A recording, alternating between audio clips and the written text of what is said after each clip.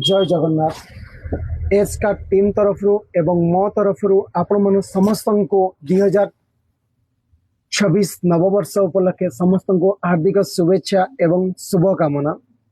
ता सहित आपण मैंने सबु बळे 2025 मसीहा को जेमिति मो सहित रहिले एवं मते सपोर्ट कले सेमिति 2026 मसीहा को मध्य मो सहित रुहंतु सपोर्ट करंतु। आपण मनकर आशीर्वाद भल पाइबा सबु बळे मो उपरे एवं मो एच का टीम उपरे सबु बळे रहिताउ। आपण मनक भल पाइबा ही 2026 वर्षटी मोर भल से कटि जाऊ।